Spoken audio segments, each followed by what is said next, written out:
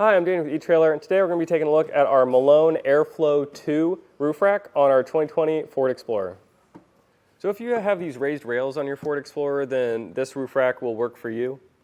But if you do not, then feel free to check out our fit guide on our website, and we can get one that will work for your vehicle. Adding a roof rack to your Ford Explorer is going to make it that much more versatile.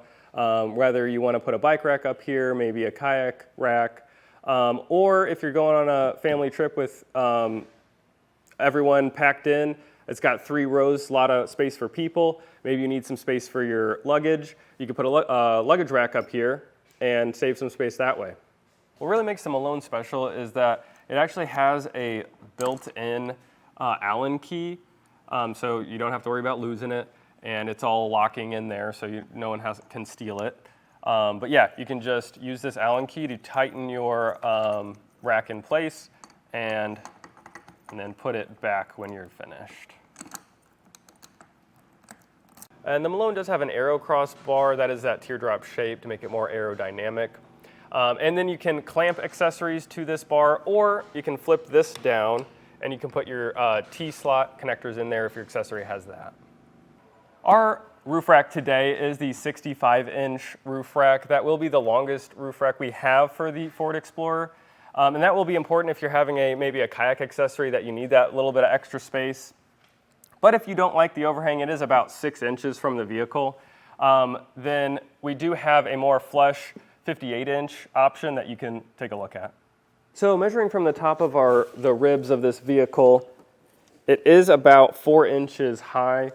So that's good to know if maybe you're pulling into a garage with an accessory on there. You know the dimensions of everything when you're pulling in. Overall, the Malone rack is a great rack and it'll get the job done. However, if you are wanting a step up, I would recommend the Rhino rack. That is just built a little bit better and maybe will stand the test of time a little longer. But if you do decide to get the Malone rack, please feel free to leave a review or comment and let us know what you're using it for on your adventure. Now let's get into the install. First off, you're going to want to slide in your Malone foot into the rail here. You can get a little stuck, so you may want to push down on this one to get it fully slid in. And then you can go ahead and put your cap on. Push down in order to get this in there, and then just give it a little pop, and that clicks right on. Now I'm going to do that on this side as well. And now you can go ahead and put this on your roof rack and slide your feet into place where you're going to be securing those. One of the nice things about this kit is you do have this locking mechanism here that comes with an attached Allen key that you will be using to tighten these feet down to secure your roof rack. So now once you get the first one on and squared to your vehicle, what we did was just measure to a common point on both sides to make sure it was nice and square.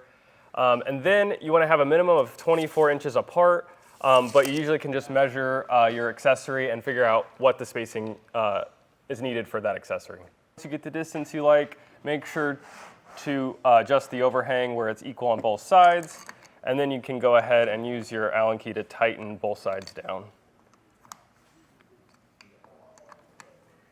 And once you tighten both sides down, you can put this back, ready to put your accessory on and go on your adventure.